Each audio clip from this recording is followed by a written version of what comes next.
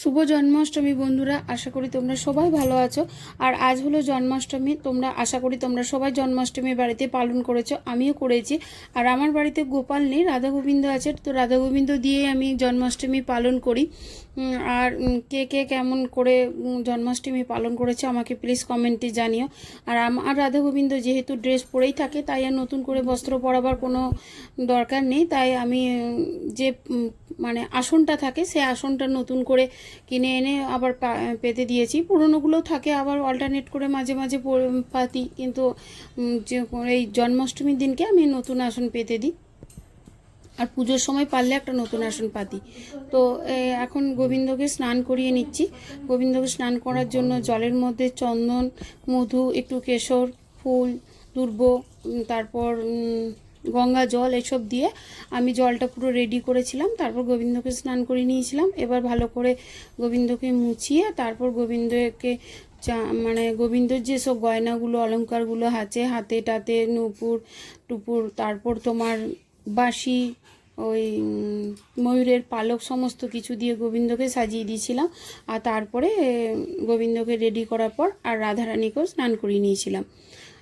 পরবর্তীকালে যাতে আমার দুজনকে সাজাতে সুবিধা হয় বলে আমি একে একে ধীরে ধীরেই করেছিলাম, কারণ আমি তো একাই সব কিছু অ্যারেঞ্জমেন্ট করছিলাম। তাই আমি যতটুকু পেরেছিলাম ততটুকু সেইভাবেই করেছিলাম।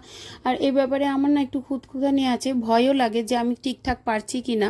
কিন্তু আমার মা এটাই বলে যে তুমি যেমন পারবে তেমনই গোবিন্দ নেবে, কোনো ভয়ের কিছু নেই। ঠাকুর হলো আমাদের মনের একটা জায়গা জুড়ে বসে থাকে। তাই তুমি যদি মন থেকে তাকে সবটাই করো, তো সে সবটাই মন থেকে তোমার সব কিছুই নেবে। তুমি ভালোভাবে মন থেকে যেটুকু করে দেবে সেটুকু খুশি মনে নিয়ে নেবে। এটা কোনো কিছু মানে ভয়ের কোনো ব্যাপার নেই। আমার মনে হয় কি আমি কি ঠিক করে পারছি কি না, পারলাম কি না, তো বারবার মাকে ফোন করি, জিজ্ঞাসা করি। যদিও আমাদের বাড়িতে রাধা গোবিন্দ নেই, আমাদের বাড়িতে মহেশ্বর আছে। মহেশ্বরের পুজোই আমাদের বাড়িতে হয়, যা মানে শিব বাবার পুজো। তো আমার মা তবুও রাধা গোবিন্দের জপ টপ করে, গীতা পড়ে। তাই মায়ের সব গুরু বোনরা যারা সব একসাথে আছে, তারা অনেক কিছু জানে। তো সেই হিসেবে মা অনেক কিছুই এখন জেনে গেছে। তাই মাকেই জিজ্ঞাসা করেই আমি যতটুকু পারি, কারণ আর আমার কেউ নেই। আমার শাশুড়ি মা তো নেই, আর মা আছে, তাই মাকেই জিজ্ঞাসা করে নিই। যেহেতু আমি ছোট থেকে অতটা কিছু জানি না, কোনো দিন কিছু করিনি। আর এখন আমি ওই গোবিন্দের প্লেটটা রেডি করে নিচ্ছি। এখানে আমি দিয়েছিলাম তালের মালপোয়া, লুচি, তালবড়া, তাল লুচি আর তালবড়া, তার মধ্যে বরফি, দই, মাখন, চকলেট, তারপর বিভিন্ন রকম ফল। গোবিন্দ যা যা ভালোবাসে আর সেইগুলোই আমি সব রেডি করেছিলাম।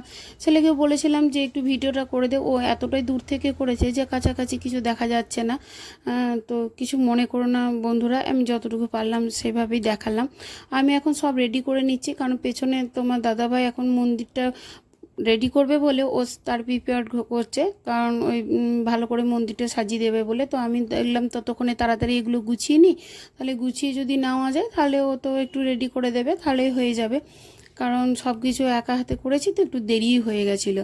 এরপর আমার যাওয়ার কথা ছিল, আমাদের পাশেই যেহেতু গোপালের মন্দির আছে একটা, তো মানে কালী মন্দিরেই গোপাল থাকে, তো সেখানে গোপালের পুজো দিতে যাওয়ার কথা ছিল। সব দিদিরাই গেছিলো, কিন্তু আমার না কি জানি কেন এবারে যাওয়া হলো না। গোপালের সব কিছু নিয়ে আসা হয়েছিল, এমনকি তোমাদের দাদাভাই একটা বস্ত্রও নিয়ে এসেছিলো গোবিন্দের জন্য। আমার তো হবে না বলে, গোপালের হয়ে যাবে বলে ভাবলাম সেটাও গোপালকে দিয়ে আসবো, গোপালকে পরিয়ে দেবো।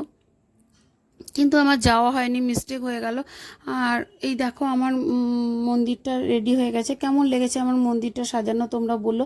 আমি যতটুকু পেরেছি ততটুকু দিয়ে মন্দিরটা সাজাবার চেষ্টা করেছি।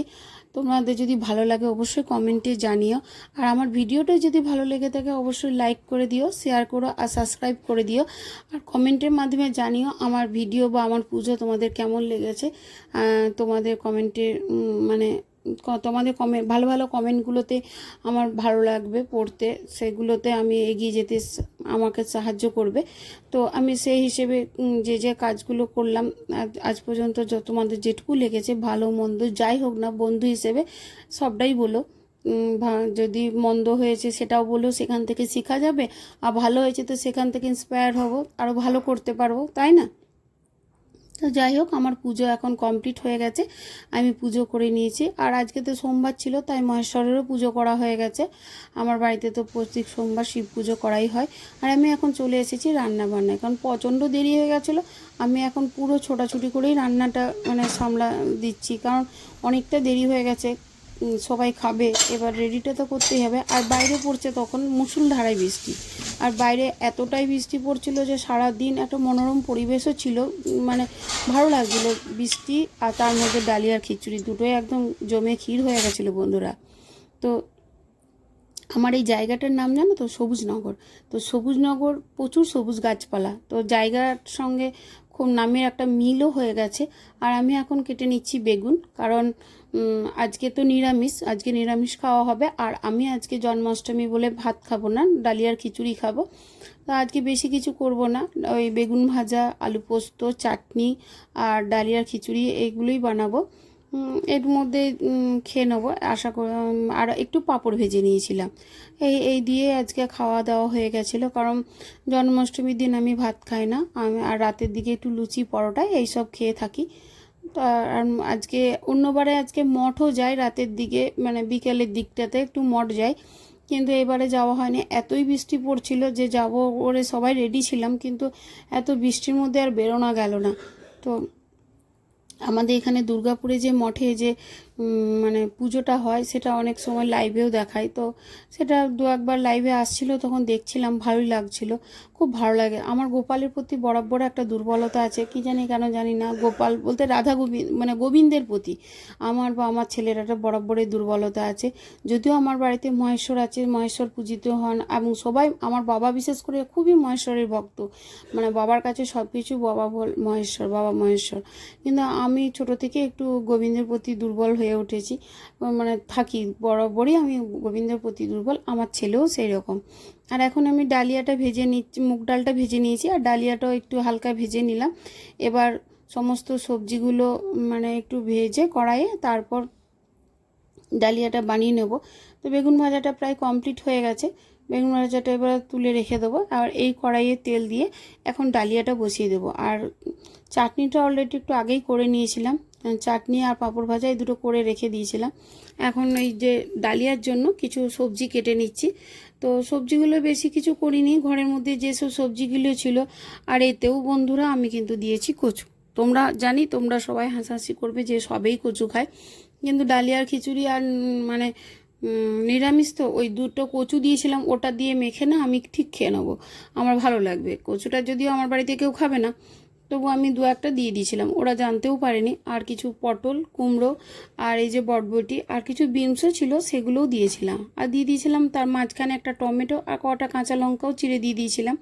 তো এই সবজিগুলো সমস্ত ভেজে তার মধ্যে একটু নুন, হলুদ, একটু জিরে গুঁড়ো দিয়েছিলাম।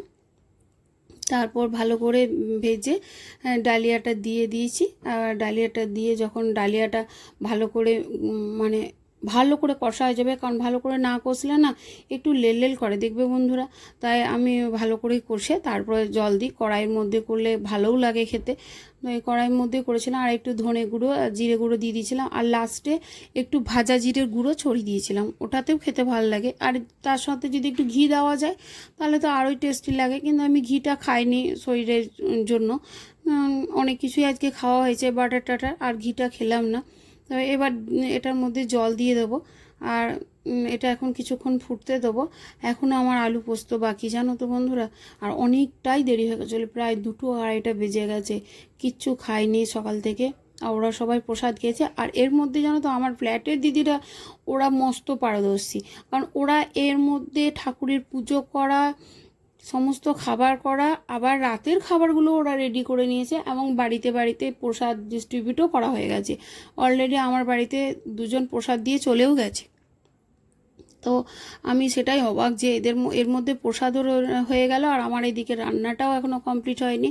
আর রাতের দিকে আমি বানিয়েছিলাম একটু মালপোয়া তাল দিয়ে, তো ওই মালপোয়াটা দিয়ে আর এই গোবিন্দের সব কিছু দিয়েই সবাইকে প্রসাদ দিয়েছিলাম। তো ওটার ক্লিপসটা নেওয়া হয়নি, ওই জন্য দেখাতে পারলাম না। এই যতটুকু পেরেছি ততটুকুই দেখালাম, কারণ তাড়াহুড়ো ছিল তখন। তো আমি যদিও বিকেলের দিকেই করেছিলাম মালপোয়াটা, ওরা সবাই তাল লুচি এরকম ধরনের, কেউ তাল বড়া বিভিন্ন রকম করেছিল, তাতে আমি দিলাম আমি একটু তাহলে আলাদা করি। আর ভিডিওটি যদি ভালো লেগে থাকে অবশ্যই লাইক করো। দেখা হবে নেক্সট ব্লগ।